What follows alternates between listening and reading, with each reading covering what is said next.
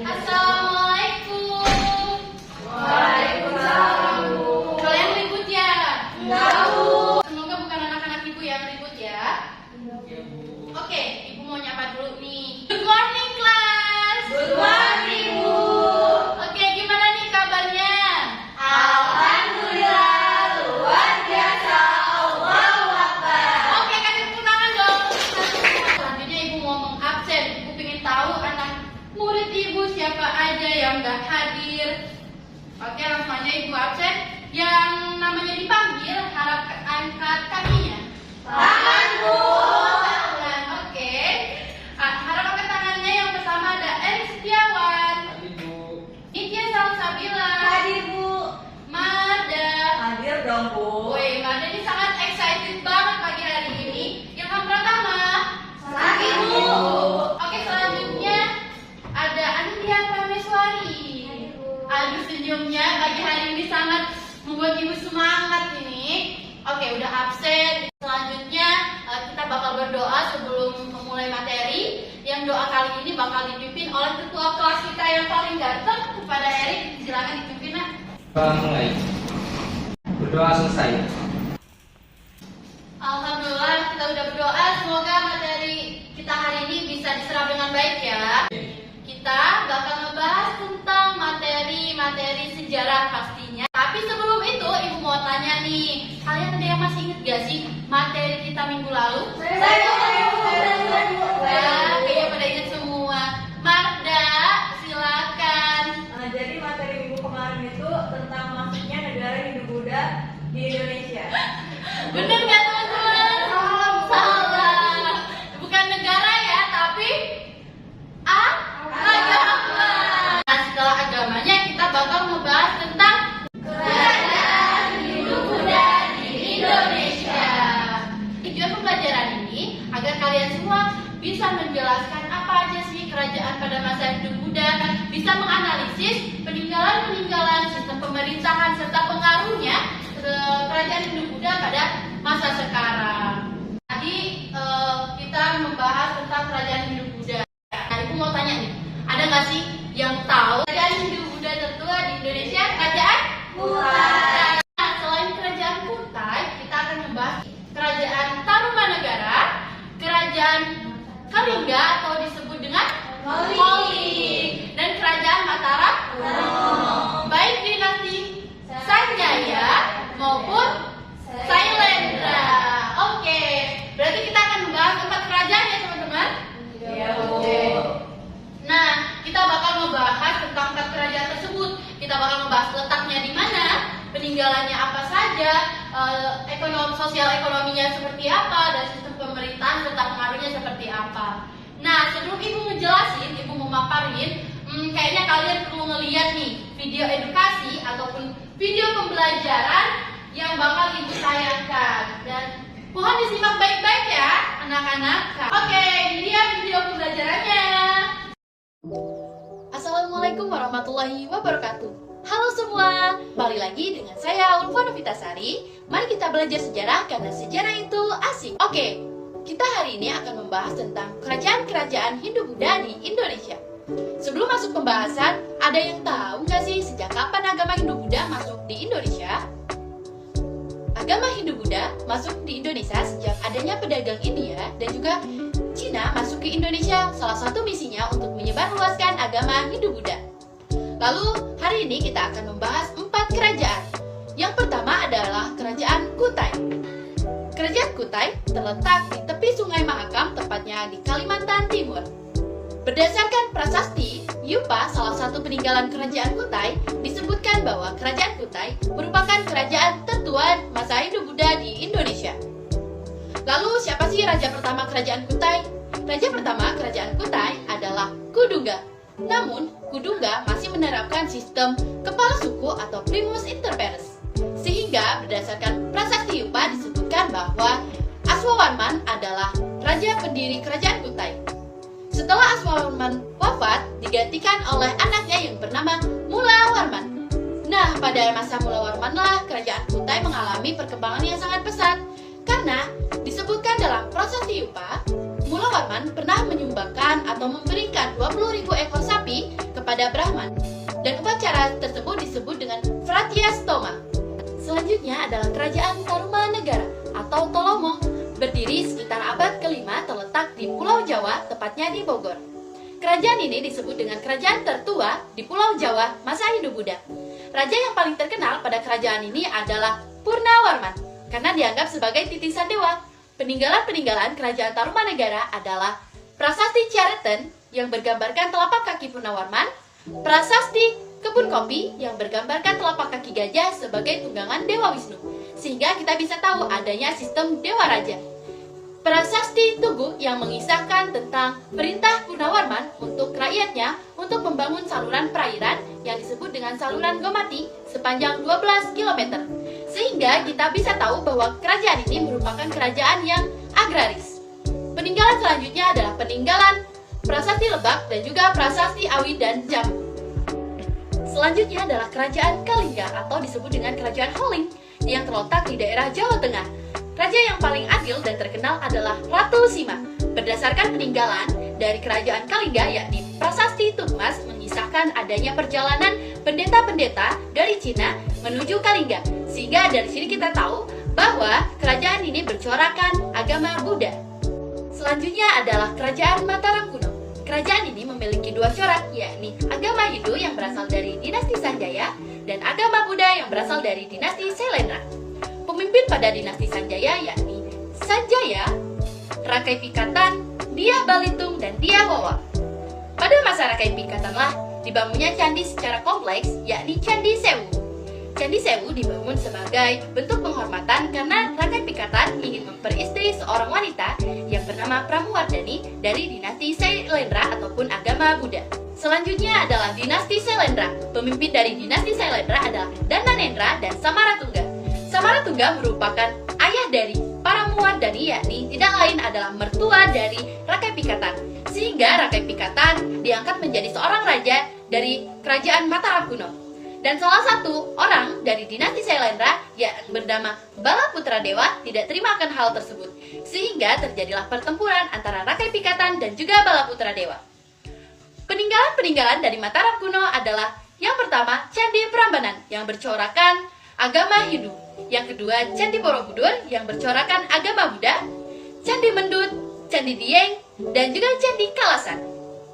Sekitar abad ke-10 terjadilah sebuah pertempuran, dan dalam perkembangannya sekitar abad ke-10 terjadilah sebuah peristiwa yang mengakibatkan runtuhnya kerajaan Mataram kuno. Peristiwa tersebut disebut dengan letusan Gunung Merapi, sehingga seorang tokoh yang bernama Empu Sindak memindahkan kerajaan Mataram kuno dari Jawa Tengah menuju Jawa Timur. Nah, pada saat inilah muncullah kerajaan-kerajaan baru yang disebut dengan Mendang Kabulan, sehingga berakhirnya lah kerajaan Mataram kuno. Oke teman-teman, itu tadilah pembahasan terkait kerajaan-kerajaan pada masa hidup Buddha di Indonesia. Ini video pembelajarannya bagus bukan? Nah, pada kali ini Ibu bakal buka sesi tanya jawab nih buat kalian yang ingin bertanya. Siapa ya anak Ibu yang mau bertanya? Ibu banget yang mau nanya, tapi Ibu memilih Nabila. Oke, silakan Nabila. Berdasarkan video edukasi yang ditayangkan, mengapa Mataram kuno bisa berakhir padahal kerajaan tersebut memiliki kekuasaan yang luas? Oke, kasih tepuk tangan dong. Udah berani bertanya. Tadi pertanyaannya, kenapa sih Bu Mataram kuno itu bisa berakhir padahal Mataram kuno ini wilayah kekuasaannya di Jawa itu cukup luas? Ada yang bisa jawab? Ya, oke. Bu jawab langsung aja ya. Kenapa sih Mataram kuno ini berakhir? Karena sekitar abad 10 itu terjadi suatu peristiwa di mana peristiwa itu menghancurkan kerajaan Hindu Buddha, dan salah satu tokoh yang bernama siapa? Yang bernama Empu Sindak itu memindahkan kerajaan Hindu Buddha dari Jawa Tengah menuju Jawa Timur. Oke, Empu Sindak memindahkan kerajaan ini dari Jawa Tengah menuju Jawa Timur, sehingga muncullah kerajaan baru yang kita sebut dengan Mendang Kabulan. Oke, cukup dipahami Nabila? Saya siapa? Nah, tadi udah satu pertanyaan. Nah, sebelum itu Ibu mau selingin sama permainan nih. Dan permainannya ini gak kalah serunya untuk menambah semangat kalian lagi. Mau bermain gak? Mau! Langsung aja, siapa nih yang mau jadi volunteer? Saya Bu. Ya, ini emang the best banget. Boleh ya.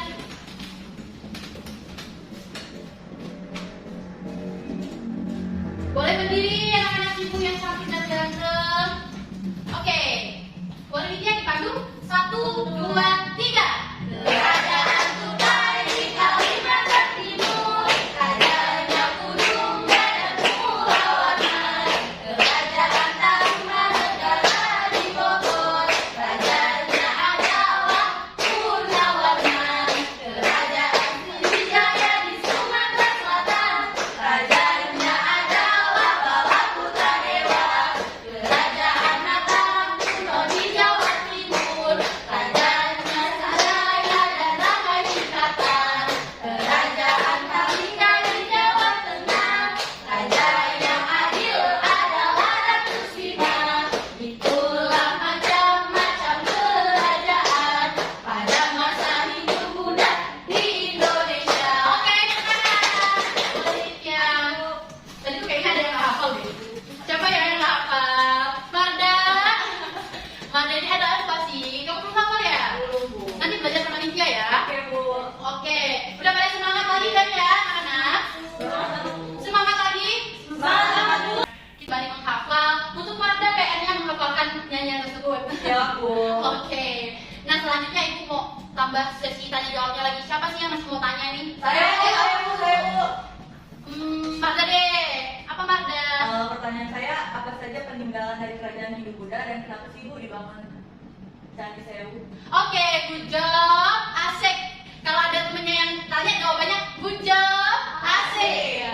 Oke, pertanyaannya apa saja sih Bu peninggalan Hindu Buddha dan mengapa dibangunnya Candi Sewu? Nah, sebelum ibu jawab, ada nggak sih yang mau jawab? Saya Bu. Oke, Nabila ini Cynthia. Cynthia ini kayaknya dari tadi tuh saya Bu gitu. Boleh Cynthia? Cynthia. Untuk peninggalan kerajaannya saya belum tahu ya Bu. Saya tahunya kenapa Candi Sewu dibangun. Candi Sewu itu dibangun oleh raja. Stop. Boleh suaranya agak keras? Soalnya matanya agak penuh ya, Man? Iya nih, Bu. Oke, bercanda ya. Candi Sewu itu dibangun oleh Raja Rakai Pindakan sebagai penghargaan dan kasih sayangnya kepada istrinya yang berbeda agama. Karena Raja Rakai Pindakan itu berasal dari dinasti Sanjaya dan istrinya dari dinasti Sailendra. Oke, benar kan teman-teman? Betul Bu. Oke kan sekarang. Iya.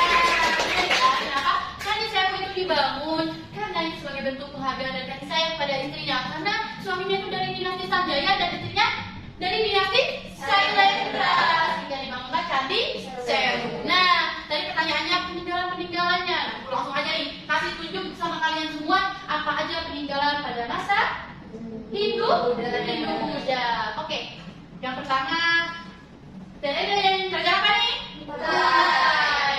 Tapi dipotong ya. Nah ini namanya prasasti. Pak ada yang pernah ke sana? Belum. Kapan-kapan kita ke sana ya? Oke, Bu. Enggak, bisa dibayari nanti deh. Oke, selanjutnya kita bakal membahas tentang kerajaan Tarumanegara. Oke, kerajaan Tarumanegara. Nah, peninggalan dari kerajaan Tarumanegara itu ada prasasti Ciadetet dan prasasti Buku. serta prasasti Opi.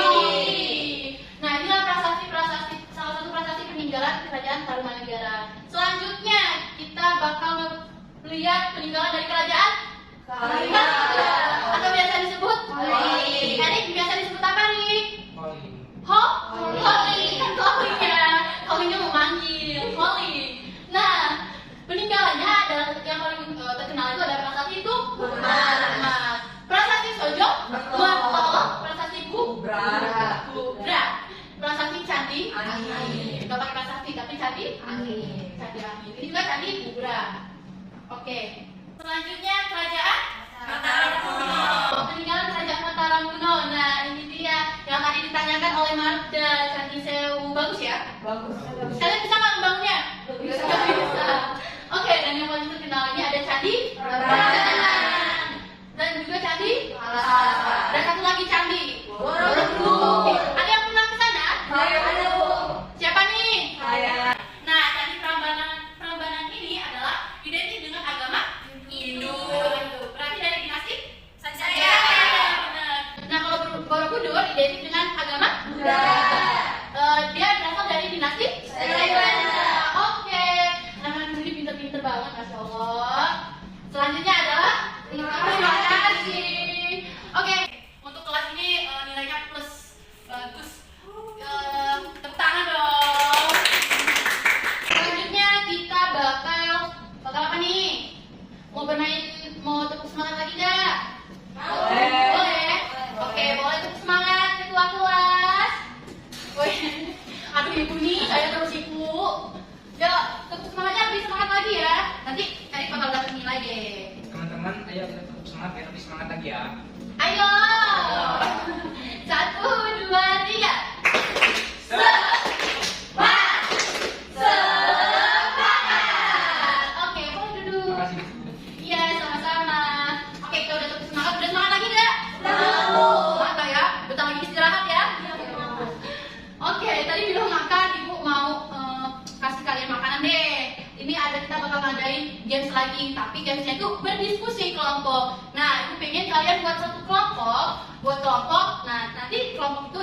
pertanyaan dengan cara kalian membeli belanjaan ibu. Aku dipresentasikan ke depan. Paham anak-anak? Tahu. Oke, tapi walaupun ibu yang masak, ibu yang jualan, ibu juga yang kasih duit ke kalian ya. Nah, silakan ini uangnya buat membeli nanti. Oke, langsung ke kelompok teman-teman. Oke, deket. Oke, ini ibu kasih nama kelompok. Kelompok apa nih? Kelompok Cherry Bell.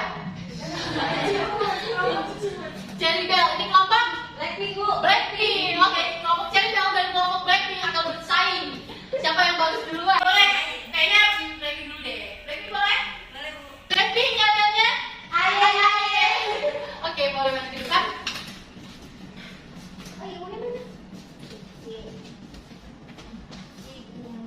Silakan mau beli apa? Yang ini nggak sih? Yang gede dong. Ini aja. Iya, iya. Oke, Blackpink ini suka ayam kayaknya ya. Ya, Bu. Nih, silakan. Oke, semua ya. Ya, Bu. Kasih, Bu. Sama-sama. Selanjutnya kelompok Cherry Bell. Boleh Cherry Bell perwakilannya? Yang ini kan ada meja. Oh, ada nasinya. Cherry Bell lapar ini. Oke, boleh. Uangnya. Oke. Terima kasih kelompok Cherry Bell. Oke, teman-teman. Di situ di lembarnya itu ibu udah kasih makanan nih, kalian udah beli. Ada pertanyaan, silakan kalian diskusikan lalu nanti dipresentasikan. Nah, itu kasih waktu berapa menit nih? 5 menit, Bu. 5 menit ya. Oke, silakan berdiskusi. Ada kesulitan nggak sih? Mudah banget ya, Cherry Bell. Ada kesulitan nggak? Nggak ada. Siapa yang udah siap? Blackpink. Blackpink mana suaranya? Aye. Oke, Blackpink perwakilannya boleh maju ke depan? Dari hasil diskusi kelompok Blackpink dulu ya, memang prasasti kerajaan Bunda itu namanya prasasti Yupa, Bu. Nah, isinya itu tentang silsilah raja-raja yang ada di kerajaan kita itu, dan juga tuh ada juga isinya tentang kerajaan Mula Warman yang ngasih 20.000 ekor sapinya ke kaum Brahmana, Bu. Oke, tepuk tangan. Oke, terima kasih untuk kelompok Blackpink. Selanjutnya kelompok Cherry Bell. Pertanyaannya, siapakah orang yang dendam kepada Raka Dikatan dan apa alasannya? Oke, boleh dijawab? Dari hasil diskusi kelompok kami, orang yang dendam kepada Raka Dikatan itu adalah Balaputra Dewa. Oke, terima kasih kelompok Cherry Bell. Selanjutnya kita bakal main games lagi. Di sini kalian mencocokkan nama kerajaannya dengan gambarnya. Oke, yang pertama, ini ada kerajaan apa? Kutai. Kutai cocok nggak ya? Bener nggak ya? Oke, bener. Ya, tangan. Selanjutnya ada kerajaan? Ya, benar sekali lagi. Udah cocok semua ya, udah ketemu jodohnya masing-masing. Karena waktu sudah menunjukkan waktu istirahat. Tapi sebelum itu, gue mau kasih PR nih buat kalian. Oke, silakan buka LKS-nya. LKS halaman 15, nomor 1 sampai 10. Esai. Yang atas dan bawah boleh saya nunggu. Yang atas. Oke, jangan lupa minggu depan ya. Minggu depan nih kumpul. Sebelum ibu tutup, ibu mau berpesan nih sama kalian. Kita sebagai generasi muda, kalian ini sebagai generasi muda, dan Indonesia sendiri adalah negara multikultural. Baik itu ada budaya, bahkan peninggalannya itu banyak banget. Dan tugas kita adalah menjaga serta melestarikan peninggalan-peninggalan tersebut. Oke, untuk anak-anak itu semoga selalu istiqomah untuk menuntut ilmu, dan ibu akhiri wassalamualaikum warahmatullahi wabarakatuh. Wah.